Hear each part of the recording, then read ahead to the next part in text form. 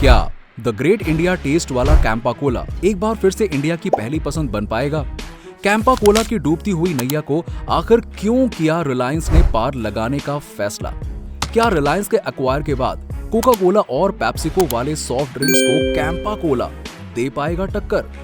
आज भारत की बड़ी सॉफ्ट ड्रिंक मार्केट पर विदेशी कंपनी कोका कोला और पेप्सिको ने ही कब्जा जमा कर रखा हुआ है। जहां कोका कोला के कोक के अलावा थम्स अप, माजा, स्प्राइट, लिम्का जैसे कोल्ड ड्रिंक्स हैं, तो वहीं पेप्सिको के अंडर में मिरिंडा, माउंटेन व्यू और 7 अप है। लेकिन एक वो भी दौर था जब एक स्वदेशी soft drink company Campa Cola ही भारत के सॉफ्ट ड्रिंक मार्केट का अकेला राजा था।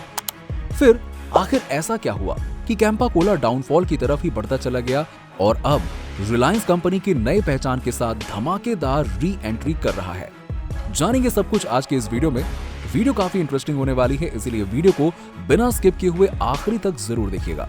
दोस्तों, बता दें कि भारत में सॉफ्ट ड्रिंक को लाने वाली कंपनी कोका कोला ही है, जिसने साल 1949 में भारत में अपनी एंट्री की और इंडिया के रूल्स के अंतर्गत स्वदेशी कंपनी प्योर ड्रिंक्स ग्रुप के साथ टाई अप किया। ये pure drink group Coca Cola के सॉफ्ट ड्रिंक प्रोडक्ट भारत में बनाती थी, लेकिन इन ड्रिंक्स में यूज किए जाने वाले कंसंट्रेटर को कोक की अमेरिकी कंपनी ही बनाती थी और इस तरह से अपने सॉफ्ट ड्रिंक फॉर्मूले के सीक्रेट को भारत को बताए बिना ही कोका कोला कंपनी भारत में अपना अच्छा खासा प्रॉफिट बना रही थी। क्योंकि उस समय भारत में सॉफ्ट ड्रिंक का मार्केट कुछ ज्यादा बड़ा नहीं था और इनका कोई कॉम्पिटिटर भी नहीं था, इसीलिए कोका कोला कंपनी को ग्रोथ का काफी अच्छा अवसर मिला और साल 1971 आते आते कंपनी का प्रॉफिट करोड़ों में चला गया। लेकिन कोक का ये प्रॉफिट उन दिनों में भारत में लंबे समय तक नहीं टिक सका। ये मेन कारण था। भारत सरकार द्वारा साल 1974 में the foreign exchange regulation act यानी कि फेरा को लागू किया गया। अब इस फेरा एक्ट के तहत किसी भी फॉरेन कंपनी को आरबीआई से हर 3 महीने में अपने इंपोर्ट लाइसेंस रिन्यूअल कराना था। इस रिन्यूअल में भारत सरकार की 2 शर्तें होती थी, जिसमें पहली थी कंपनी के 60% इक्विटी शेयर्स किसी भी इंडियन कंपनी के नाम पर हों और दूसरी शर्त में transfer technical know how to the Indian company. सामान्य भाषा में कहें तो इस दूसरी शर्त के अनुसार फॉरेन कंपनी को अपना सीक्रेट फॉर्मूला इंडियन कंपनी के साथ में शेयर करना था। कोका कोला कंपनी ने भारत सरकार की पहली शर्त तो मान ली, लेकिन दूसरी शर्त के अनुसार कंपनी का सीक्रेट फॉर्मूला देने से इनकार कर दिया। इस वजह से साल 1976 में कोका कोला को इंडियन गवर्नमेंट का लास्ट इंपोर्ट लाइसेंस दिया गया और जब 1977 में मोरारजी देसाई देश के प्रधानमंत्री बने तो सीक्रेट फॉर्मूला शेयर करने से इनकार करने के कारण कोका कोला कंपनी को वापसी का रास्ता दिखा दिया गया। दोस्तों, कोका कोला के जाने के बाद भी सॉफ्ट ड्रिंक की डिमांड मार्केट से हटी नहीं थी। वहीं दूसरी ओर कोका कोला कंपनी के भारत छोड़कर जाने की वजह से प्योर ड्रिंक्स ग्रुप, जो कि भारत में उस समय कोका कोला के पैकेजिंग, मार्केटिंग और सेल्स से लेकर सारे कार्यभार को संभालता था, उसके लगभग 2800 वर्कर बेरोजगार हो गए। तब कंपनी के मालिक चरणजीत सिंह ने साल 1977 में एक ऑरेंज फ्लेवर की नई सॉफ्ट ड्रिंक कैंपा कोला को मार्केट में उतारा।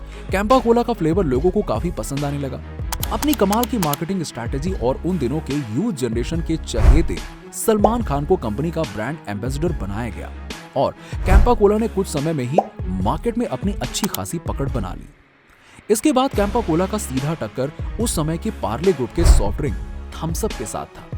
कैंपा कोला की बढ़ती डिमांड को देखकर कंपनी ने कैंपा कोला के 2 और flavour, Campa lime and lemon और कैंपा ऑरेंज को मार्केट में लॉन्च किया।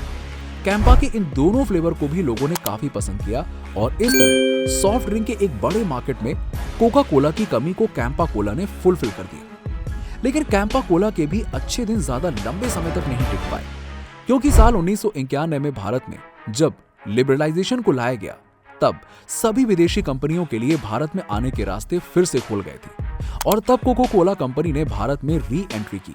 साथ ही बड़े स्तर पर एडवर्टाइजमेंट और जबरदस्त मार्केटिंग कैंपेन चलाने से कोका कोला ब्रांड एक बार फिर से सबका चहेता बन गया। कोका कोला के इस जबरदस्त री एंट्री के बाद कैंपा कोला का डाउनफॉल स्टार्ट हो गया। इस तरह कोका कोला कैंपा कोला के सक्सेस और फेलियर दोनों का सबसे बड़ा कारण बना। कोका कोला के भारत वापसी तक एक बड़ी मल्टीनेशनल कंपनी पेप्सिको ने भी भारत में अपने कदम तेजी से जमा लिए। इस तरह छोटी बड़ी कंपनियों को मिलाकर भारत में सॉफ्ट ड्रिंक कंपनी में काफी ज्यादा कंपटीशन बढ़ चुका था, जिसके कारण कैंपा कोला को लोगों ने इग्नोर करना शुरू कर दिया। इस वजह से साल 2001 में दिल्ली स्थित कैंपा कोला के बॉटलिंग प्लांट को बंद करना पड़ा। साल 2009 आते आते कैंपा कोला कंपनी केवल हरियाणा तक सिमट कर रह गई। लेकिन दोस्तों, पिछले कुछ दिनों से कैंपा कोला एक बार फिर से चर्चा में बनी हुई है, क्योंकि रिलायंस इंडस्ट्री ने कैंपा कोला की प्योर ड्रिंक ग्रुप को 22 करोड़ में एक्वायर कर लिया है। कभी लोगों की फेवरेट रही कैंपा कोला के साथ रिलायंस इंडस्ट्री ने एफएमसीजी सेक्टर में आने का ऐलान किया है। टेक्सटाइल, एनर्जी, रिटेल और टेलीकम्युनिकेशन में अपना बेस्ट परफॉर्मेंस देने के बाद रिलायंस अब एफएमसीजी यानी कि फास्ट मूविंग कंज्यूमर गुड्स के मार्केट को भी कैप्चर करना चाहती है। इसीलिए स्टार्टिंग में प्राइस स्ट्रैटेजी को अपनाकर कैंपा कोला के प्राइस को बाकी सॉफ्ट ड्रिंक के मुकाबले आधा कर दिया गया है, जिसे रिलायंस के रिटेल स्टोर्स, जियो मार्ट और बड़े किराना नेटवर्क के जरिए प्री प्लान के साथ एक बार फिर से मार्केट में उतारने की पूरी तैयारी की जा चुकी है। तो दोस्तों, कैंपा कोला की वापसी पर आपकी क्या राय है? कमेंट सेक्शन में कमेंट करके बताइए। यदि वीडियो अच्छी लगी हो तो इसे लाइक करें, शेयर करें और अगर आप चैनल पर नए हैं तो प्लीज हमारे चैनल को सब्सक्राइब जरूर कर लें।